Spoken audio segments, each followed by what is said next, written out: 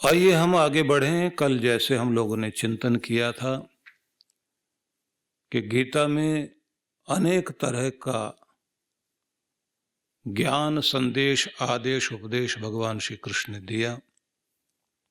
वचन दिए कि बस तुम मेरी शरण में आओ, सर्वधर्मान परित्यज्य माम एकम शरणम व्रज, और सारी चीजें छोड़ो, बस एक मेरी शरण ग्रहण करो। मैं तुम्हारे समस्त दुखों का अंत करूंगा। भगवान ने यह भी कहा कि तुम कितने भी पापी हो, पापियों से भी बढ़कर पापी हो, इस बात को भूल जाओ कि तुम क्या थे। अगर तुम्हारी जिंदगी में भक्ति का, ज्ञान का उजाला हुआ है और तुमने कुछ कदम इधर रख दिए हैं, मेरे शरणागत हो गए हो, तो फिर निश्चित रूप से तुम्हारे जीवन का सूरज उगाया है, तुम्हारे जीवन में प्रकाश होगा और तुम पूरी तरह बदल जाओगे। तुम्हारा कृष्ण पक्ष शुक्ल पक्ष में बदल जाएगा। तुम आओ तो सही, कोशिश तो करो।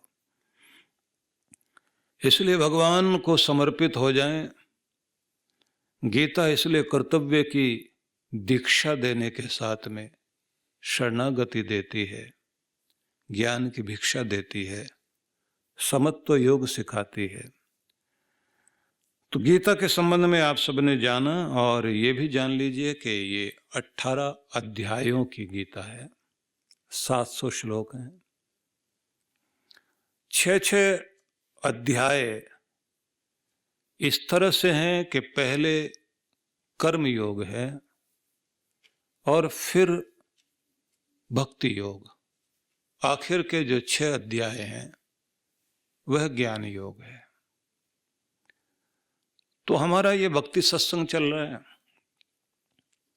इस भक्ति सत्संग में आप 12वें अध्याय से देखिए, भगवान ने जहां ये समझाया, लोग जानने के लिए उत्सुक होते हैं कि भगवान को पाने का सही मार्ग क्या है। भगवान ने, श्री कृष्ण ने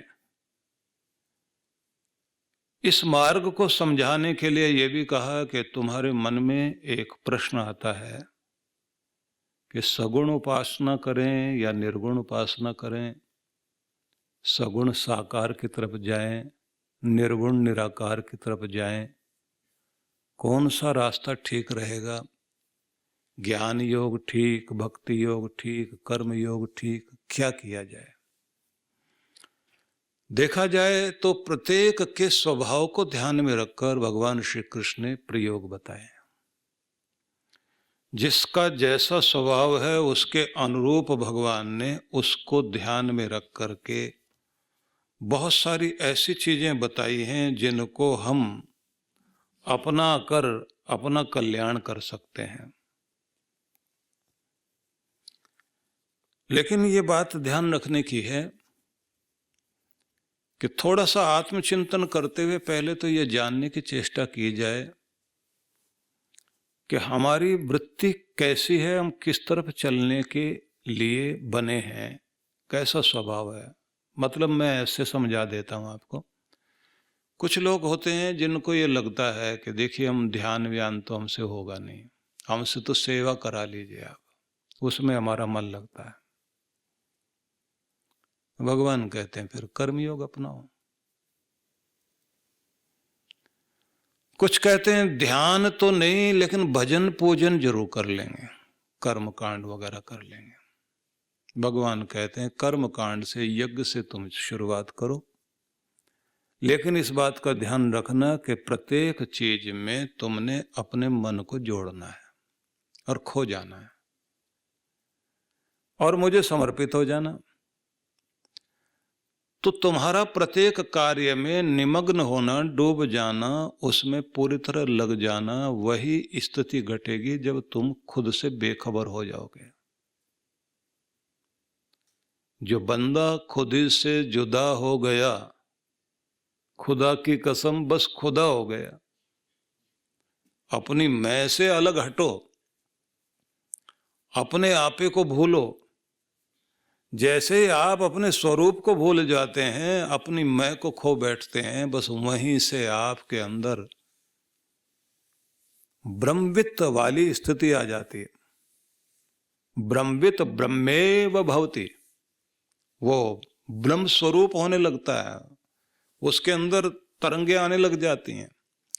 दिए के साथ जलता हुआ दूसरा जो पूजा हुआ दिया था, जैसे वो उससे मिल जाता है तो थोड़ी देर में देखते हैं उसमें भी वही ज्योति आ जाती है, दोनों एक जैसे हो जाते हैं। बस यही एक बात ध्यान रखने की है कि जैसे आप अपनी मैं को खो बैठेंगे, यज्ञ करो, लेकिन यज्ञ करते हुए, कर्मकांड करते हुए, पूजा करते हुए, भगवान को भोग लगाते हुए, षोडशोपचार विधि से पूजन करते करते आप उसमें खो जाइए। और वो तरीका क्या होता है? आप जिस समय भगवान को कुमकुम अर्पित करें, तो कुमकुम में सबसे पहले ये देखिए कि ये है क्या चीज, बनी कैसे। नियम तो यही है कि जो रहीम ने कहा ना, हल्दी और हल्का सा चूना दोनों मिलाया गया तो एक दूसरा रंग खड़ा हो गया। जो हरदी जर्दी तजे, पीलापन छोड़े, और तजे सफेदी चून, और चूना जो है अपनी सफेदी छोड़ दे। प्रीति वही सराहिए, मिले हो तो रंग दून। बस उसी प्रेम को सराहा जाता है कि जिसके मिलने से प्रेम दुगना हो जाए। तो मतलब कुमकुम क्या हुआ? प्रेम। और कौन सा रंग है ये? वही रंग है जो आपके खून का रंग है, जो सब मनुष्यों के, प्राणियों के अंदर बहने वाला रक्त, लाल खून। उसी को तो, अपने आपे को आदमी बहुत प्यार करता है।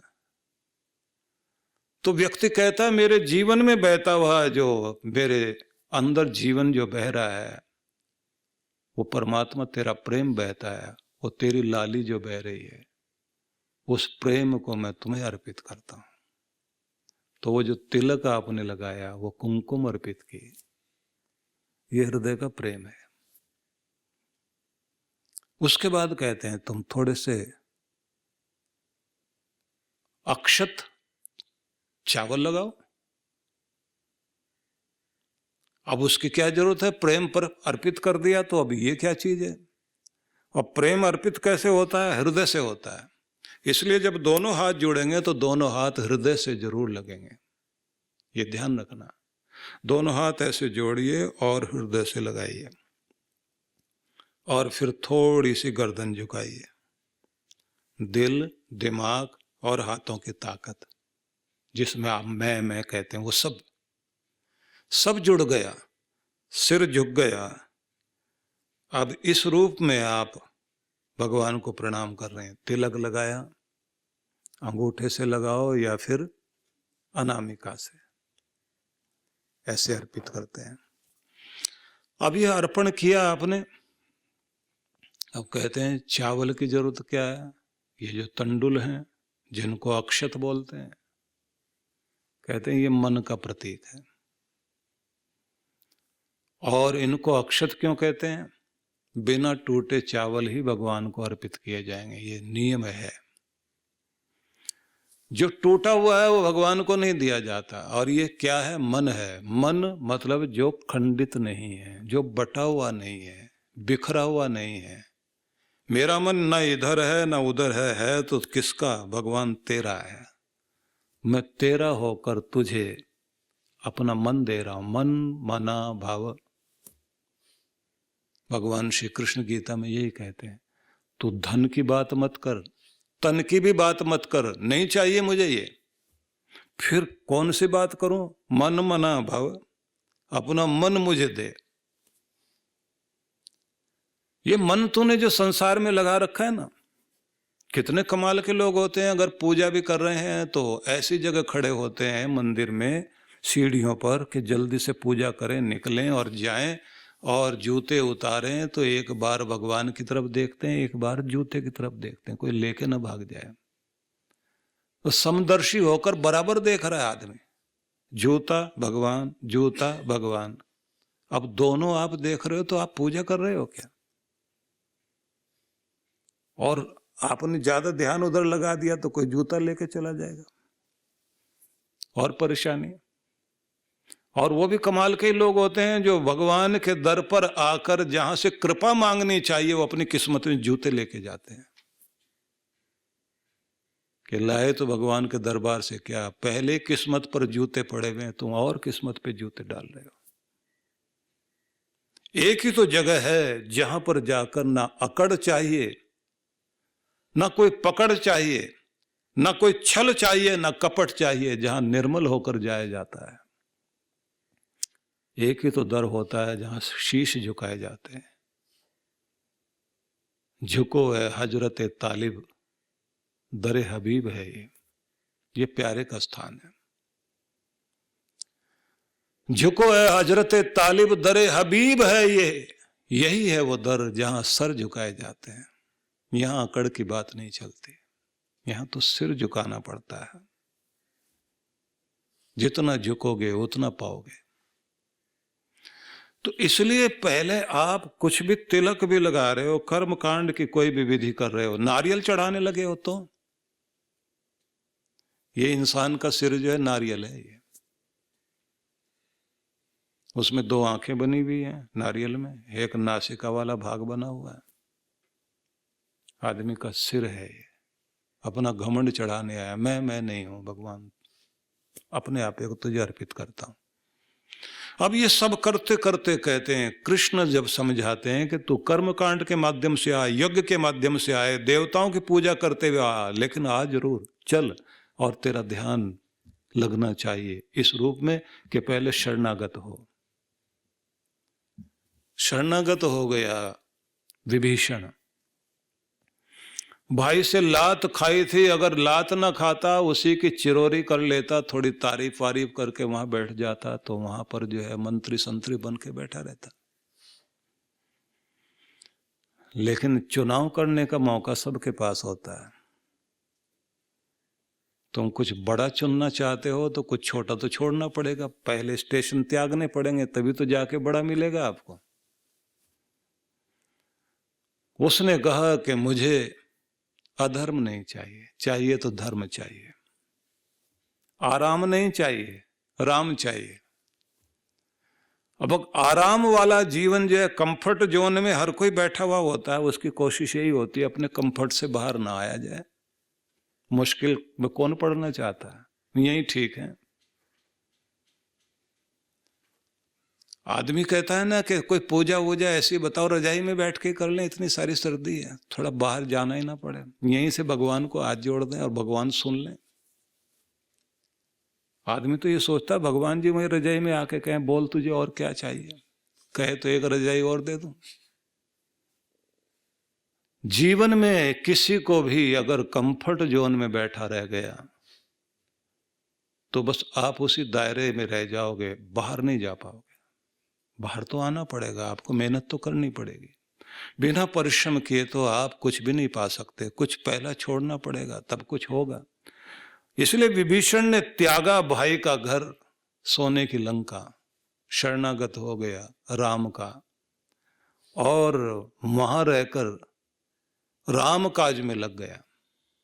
नहीं चाहता कि उसे राज मिले, बस ये चाहता था कि मेरे अपनों का भला हो, मेरे देश का भला हो, मेरे समाज का भला हो। और ये सोचने सोचने का परिणाम ये हुआ कि उसने राजपाट उसे मिला और दोबारा लंका को बसाया, लंका को चलाया, और चलाए नहीं, धर्म स्थापित किया, भक्ति स्थापित की। एक गलत प्रक्रिया में चलते हुए लोगों को, अन्याय और अत्याचार में जीते हुए लोगों को धर्म दिया। चुनाव करने का अधिकार आपके पास में है। एक तरफ कंस है, एक तरफ कृष्ण है, एक तरफ रावण है, एक तरफ राम है, कौन सी सेना में भर्ती होना ये तो आपको देखना है। चुनाव करने का मौका तो अर्जुन के पास भी था, इसलिए चुने, भगवान सुबुद्धि दे। तो जब आप किसी भी तरह से, जैसे भगवान कहते हैं कि जो मेरी शरणागत हो जाए, यज्ञ करे या सेवा करे, करते करते उसमें भी ध्यान तुम्हारा प्रभु की तरफ ही होना चाहिए। तुम उससे जुड़ जाओ, उसमें खो जाओ, तो तुम्हारा ध्यान घटित हो जाएगा। इसलिए विद्यार्थी को कहा जाता है कि पढ़ो लेकिन ध्यान से, चलो लेकिन ध्यान से, खाओ लेकिन ध्यान से। हर चीज में ध्यान है। बड़ा कठिन लगता है सबको ध्यान, लेकिन मैं जब बुलाता हूं ना कि आप करो, आप आइए, तो थोड़े दिनों के बाद करते करते करते करते वो कहते हैं ये तो बहुत आसान है और इससे तो बड़ा कुछ मिलता है।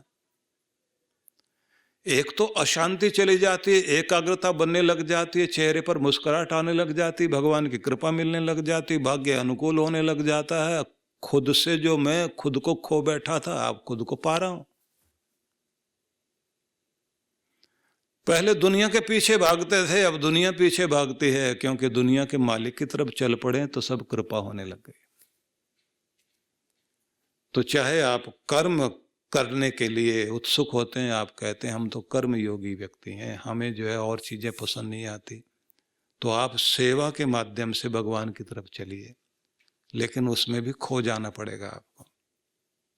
भाई कन्हैया थे ना, गुरु गोविंद सिंह जी के समय के युद्ध में वो शामिल थे, और काम उनको क्या मिला था?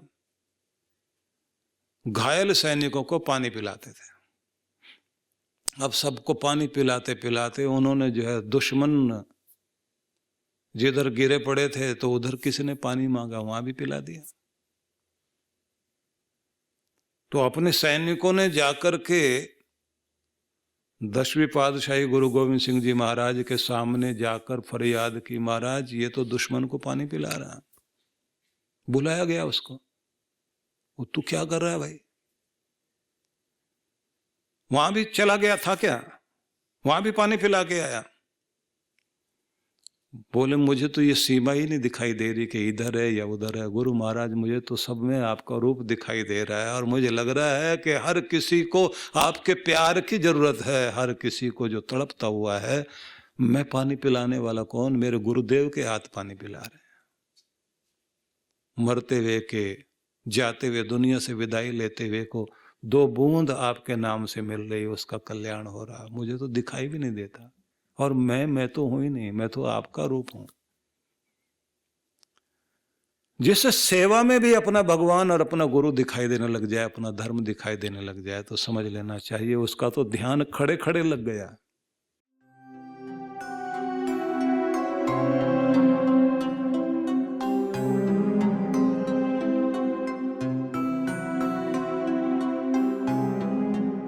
सभी मंत्र दीक्षा लेने वाले प्रेमी भक्तों के लिए, गुरु भक्तों के लिए मैं यह आवश्यक सूचना आप लोगों को देना चाहता हूँ। गुरु पूर्णिमा का पावन अवसर है। आप सभी अपने जीवन में जिन जिन भी प्रकार की परेशानियों से, दुख से, दिक्कतों से, संकट से गुजरे होंगे, या आपका सौभाग्य बनते हुए, सफलता बनते हुए रुकी होगी, कहीं ना कहीं कोई ना कोई नियम में उल्लंघन जरूर हुआ है, कहीं कृपा की कमी रह गई है, पितरों के आशीर्वाद की कमी रहेगी, देवताओं के आशीर्वाद की कमी रहेगी, प्रभु कृपा से हम कहीं ना कहीं वंचित रह गए। फिर से हमें एक बार क्षमा याचना करने के साथ साथ दोबारा अपने आप को परमात्मा से जोड़ने की आवश्यकता है, अपनी मंत्र शक्ति को जगाने की आवश्यकता है। मुझे जो इन दिनों साधना में बैठ कर के अनुभूति हुई है, उसके आधार पर ही मुझे ये निर्देश मिला कि मैं आपको ये विधि सिखाऊं, फिर से आपको जागृत करूं। इसलिए मैं आमंत्रण करता हूं आप सभी को, गुरु पूर्णिमा के अवसर पर ये जो कुछ ही दिन की तो योजना है, 1-1 घंटे का समय आप हर दिन मुझे देंगे, और उसका परिणाम ये होगा कि आपके जीवन में एक बहुत बड़ा रूपांतरण घटेगा, जिस पर आप देखोगे एक सुरक्षा कवच आपकी ज़िंदगी के साथ जुड़ जाएगा। आप अपने आप को पहले से बेहतर अनुभव करोगे। बस समय निकालिए संकल्प के साथ, और गुरु अगर किसी बात के लिए आपको आग्रह कर रहे हैं तो फिर इस बात को ये समझ लेना चाहिए कि फिर ना लापरवाही और ना बहाना। हम लोग ऑनलाइन घर बैठे इस अनुष्ठान को पूरा कर सकते हैं, इसलिए निवेदन है आप सभी इसके लिए तैयारी कर लीजिए, क्योंकि इसमें शक्तिपात भी होना है। आपके समस्त चक्रों के ऊपर शक्ति और आपके मंत्र को फिर से जागृत करना और आप पर प्रभु की कृपा और बन सके, इस निमंत्रण को स्वीकार कीजिए। और ये मेरा आग्रह है, ये मेरी जिद है आपके लिए कि आपने इसके लिए तैयारी करनी है और सबने बैठना है। मेरी बहुत बहुत शुभकामना आप सबके लिए।